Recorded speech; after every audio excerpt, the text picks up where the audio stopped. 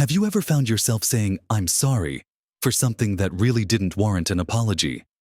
Maybe for taking a moment longer to get up from a chair, or for politely declining an invitation you just didn't have the energy for.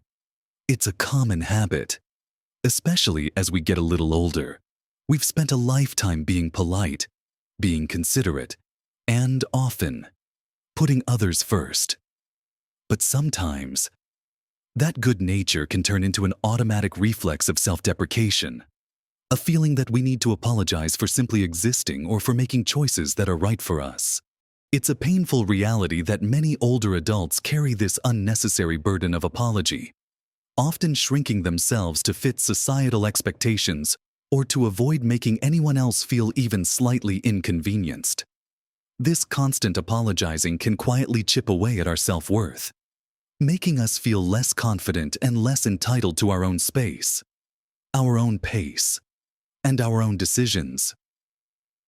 Imagine a life where you feel completely comfortable in your own skin, asserting your needs and desires without that automatic "I'm sorry" bubbling up. Well, what if I told you there are certain things, 7 specific things in fact, that you absolutely, unequivocally, should stop apologizing for?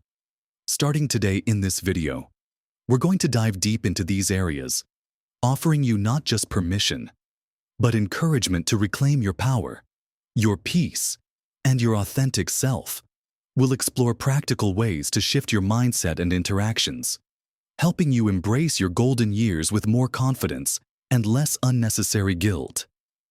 Get ready to shake off those old habits because what we're about to discuss could truly transform how you navigate your daily life. Make sure you watch right to the very end, because there's something truly surprising waiting for you, something that might just change your perspective entirely. So, let's just jump right in, shall we?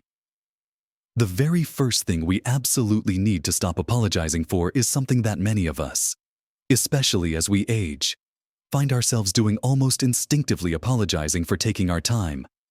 Think about it. How many times have you said, "Oh, I'm so sorry.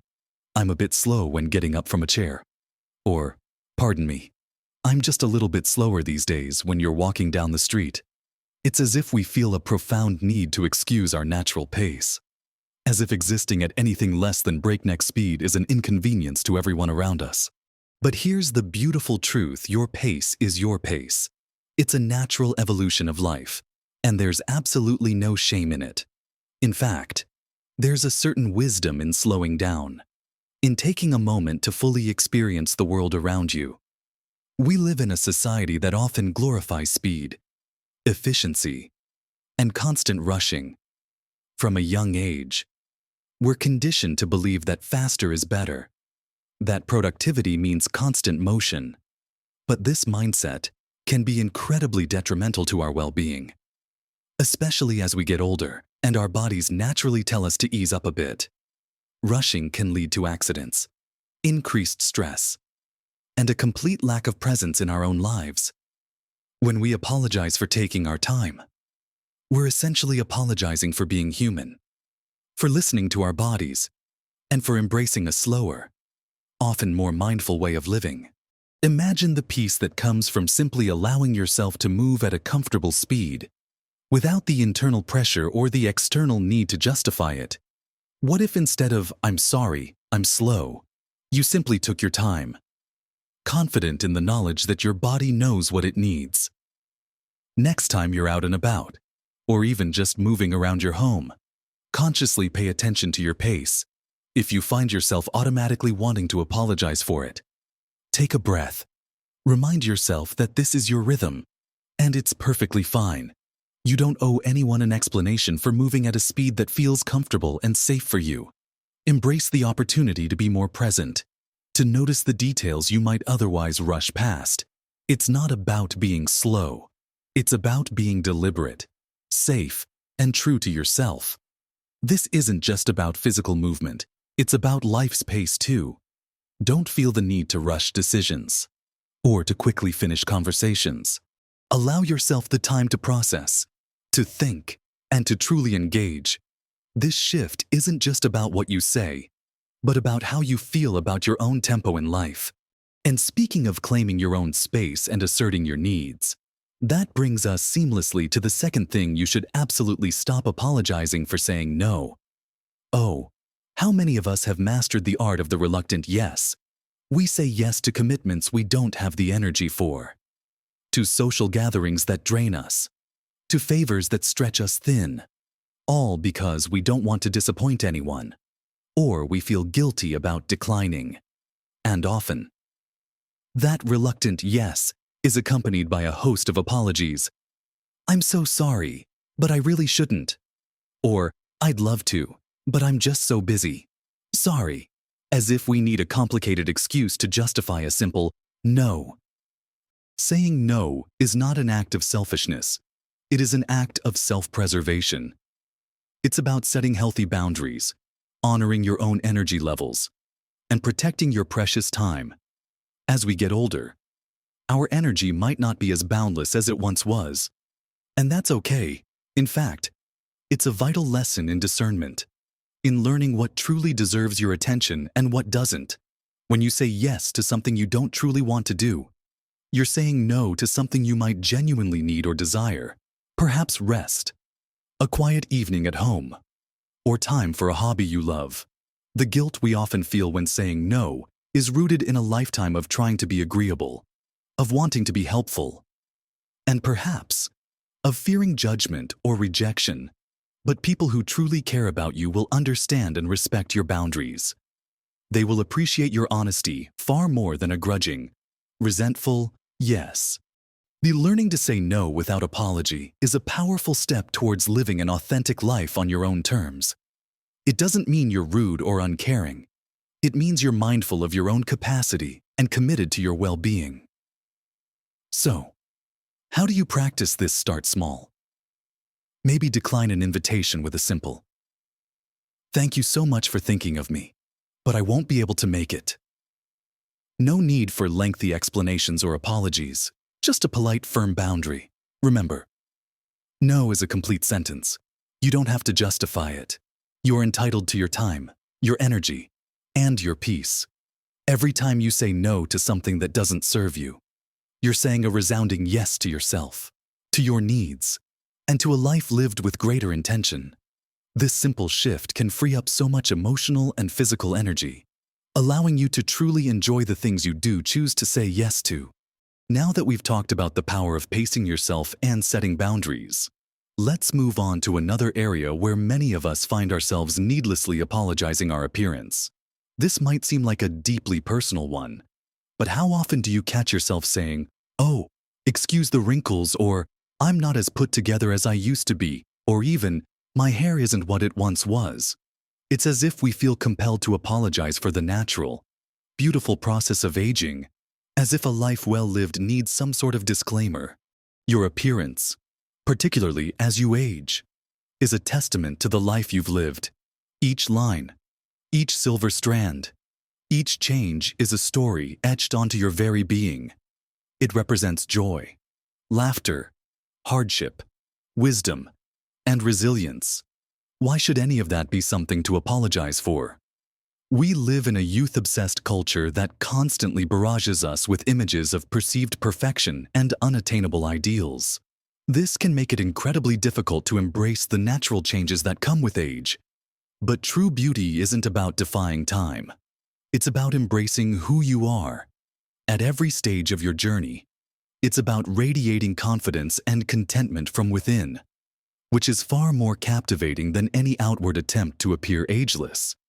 When you apologize for your wrinkles, you're not just apologizing for your appearance, you're apologizing for your experiences, for your history, for the very essence of you. Instead of an apology, try a quiet acceptance, or even a subtle appreciation for the journey. Next time you catch yourself wanting to make an excuse about your appearance, stop. Take a moment to look in the mirror, not with a critical eye, but with a sense of wonder at the life you've lived. Remind yourself that you are worthy, you are beautiful, and you are enough, exactly as you are right now. Your worth is not tied to a number on a scale or the absence of a wrinkle. It's tied to your character, your kindness, and the unique spirit you bring to the world. Let go of the need to measure up to artificial standards and embrace the magnificent, authentic you. This isn't about vanity. It's about self-respect and rejecting the harmful narratives that tell us we should be anything other than exactly ourselves. Moving on from the deeply personal to something that often causes quiet frustration. The fourth thing we should absolutely stop apologizing for is not being tech-savvy. How many times have you heard or even said yourself, "Oh, I'm so sorry. I'm just terrible with computers." Or, "Forgive me, I'm just not good with all this new technology." It's as if admitting a struggle with the latest smartphone or smart device is a moral failing, rather than a simple difference in comfort levels or learning styles. Let's be clear, technology is a tool. It's meant to serve us, not the other way around. And just like any tool, it takes time, patience, and often guidance to learn how to use it effectively. Not everyone needs to be an expert in every new app or device that comes along. Your value as a person is not, and never will be, determined by your proficiency with a screen. For many older adults, technology has evolved at a breathtaking pace, far beyond what existed when they were younger. It's a completely new language, a new way of interacting with the world, and it's perfectly understandable if you're not instantly fluent. The pressure to keep up can be immense, leading to feelings of inadequacy or embarrassment. But you have a lifetime of wisdom, experience, and knowledge that no amount of technological prowess can replicate. Instead of apologizing, embrace your learning journey. If you want to learn, seek help without shame. If you prefer simpler methods, that's your prerogative. There is no shame in saying, "Could you show me how that works again?" Or, "I'm more comfortable doing it this way." You don't have to apologize for not having grown up with a tablet in your hand. You have a wealth of other invaluable skills and perspectives. Your focus should be on using technology in a way that genuinely benefits your life, not on mastering it for the sake of appearances or to avoid an unnecessary apology. The world needs people who can thoughtfully engage with technology, not just blindly adopt it.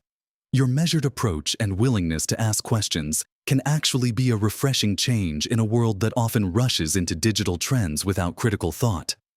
So next time you're faced with a tricky gadget, remember you don't need to apologize for not knowing everything. You're simply navigating a rapidly changing landscape, and that's perfectly acceptable. And that leads us directly to our fifth point. Something vitally important for our well-being. Stop apologizing for prioritizing your health and rest.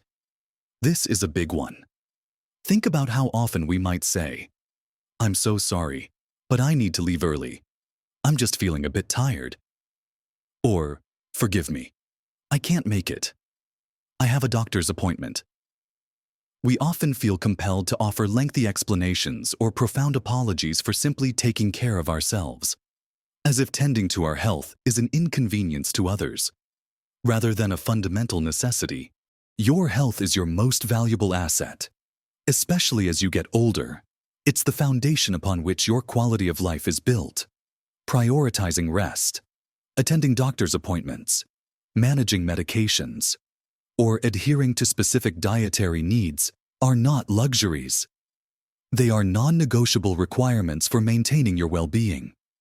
There is absolutely no reason to apologize for listening to your body's signals, for seeking medical care, or for ensuring you get the adequate rest you need.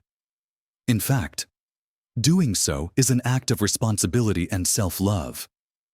We often carry a deeply ingrained belief that we must always be on the go, always available, always pushing through discomfort. But this mindset can lead to burnout, chronic stress, and a deterioration of health. When you apologize for needing rest or for attending to a health need, you're effectively telling yourself that your well-being is secondary to someone else's convenience or expectations. This is a harmful message that needs to be unlearned. Instead, embrace the fact that taking care of yourself allows you to be more present, more engaged, and ultimately, more available for the things and people you truly care about, albeit on your own terms. A simple, "I'm unable to make it, but I hope you have a lovely time," or "I'll need to rest today," is perfectly sufficient. You don't owe anyone an elaborate medical history or a detailed account of your energy levels. Boundaries around your health are crucial for sustainable living. By setting these boundaries and refusing to apologize for them, you're not only honoring yourself, but you're also modeling important self-care behaviors for others. You're showing them that it's okay to prioritize well-being, that it's okay to slow down, and that it's okay to put your own needs first. This is a powerful message, and it's one you should be proud to send. With our focus now firmly on prioritizing ourselves, let's explore two more incredibly important areas where we often mistakenly offer apologies. The sixth thing you should absolutely stop apologizing for is sharing your stories and wisdom.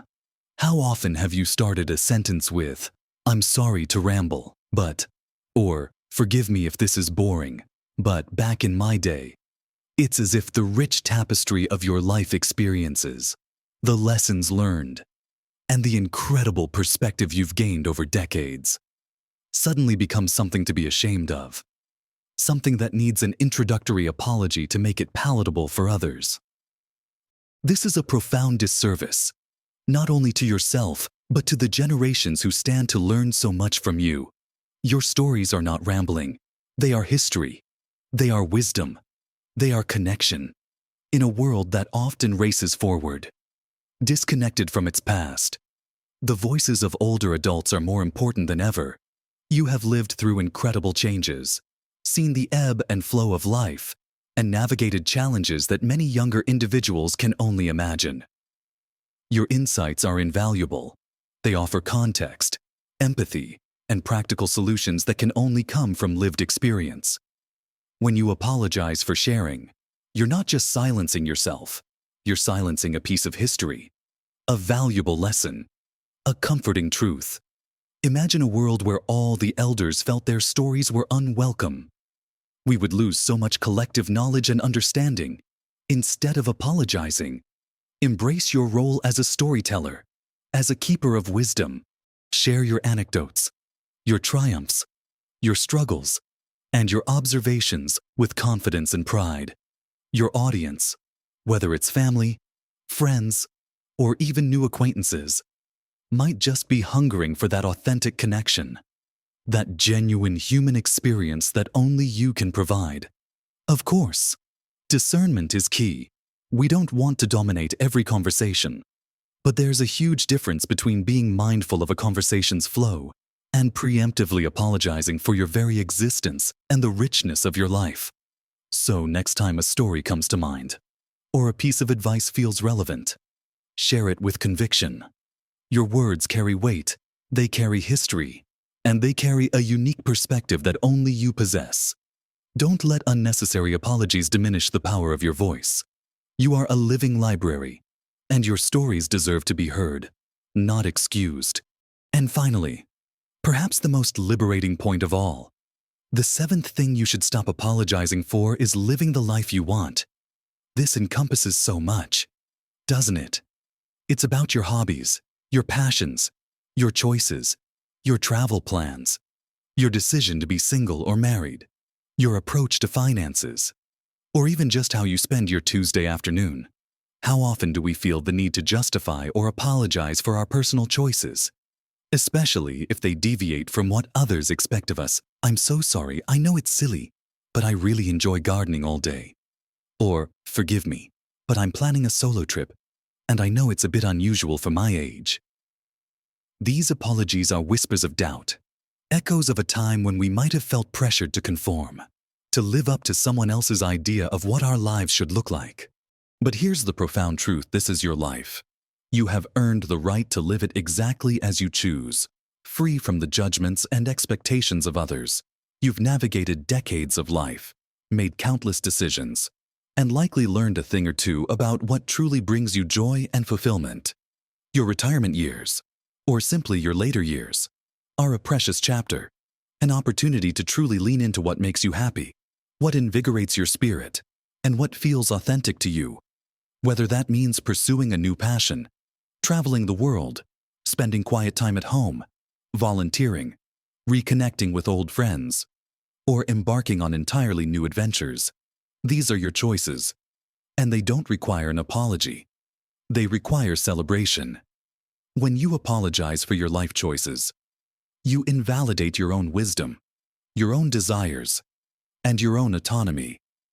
You send a message that your happiness is somehow secondary or needs external validation. But your happiness is paramount, and it is entirely yours to define. This isn't about being defiant or inconsiderate of others. It's about authentic self-expression. It's about recognizing that you are the author of your own story, and you have every right to write the chapters exactly as you envision them. So, stop saying I'm sorry for that unconventional hobby, for that spontaneous trip, for that peaceful solitude, or for that bold new direction you're taking. Instead, say, this is what brings me joy. Or, this is what I'm choosing for myself. Live your life with conviction, with passion, and with an unwavering sense of self-acceptance. The freedom that comes from releasing the need to apologize for your own happiness is truly transformative. It allows you to step into your full power, to embrace every moment with authenticity, and to inspire others to do the same. So, we've walked through these 7 incredibly important areas, from unapologetically taking your time and confidently saying no, to embracing your appearance, navigating technology on your terms, prioritizing your precious health and rest, sharing your invaluable stories and wisdom, and finally, living the life you truly desire without a single apology. Remember, each of these points isn't just about what you say, but about the profound shift in mindset that comes with it. It's about reclaiming your autonomy, honoring your true self, and stepping into the confidence that you've earned through a lifetime of experience. Imagine the lightness you'll feel, the energy you'll gain, and the sheer joy that will fill your days when you shed the burden of these unnecessary apologies. Small changes, like pausing before that automatic, "I'm sorry," can truly make a world of difference to your health, your happiness, and your overall sense of well-being. It's about valuing yourself, your time, your energy, and your unique journey. I would absolutely love to hear from you. Which of these 7 points resonated with you the most? Have you caught yourself apologizing for any of these things? What's one thing you're going to stop apologizing for? Starting today, share your thoughts and experiences in the comments below. Your insights are incredibly valuable, and they help create a supportive community here. If this video brought you some clarity, some peace, or even just a little bit of a smile, please give it a thumbs up. And if you want more empowering content like this to help you live your best life at every age, make sure you subscribe to the channel and hit that notification bell so you don't miss a single video. We're on this journey together, embracing every chapter with grace and confidence. Remember, you are magnificent. You have lived a life full of experiences, and you deserve to live this chapter with joy, purpose, and absolutely no apologies. Live your best life at every age. You've earned it.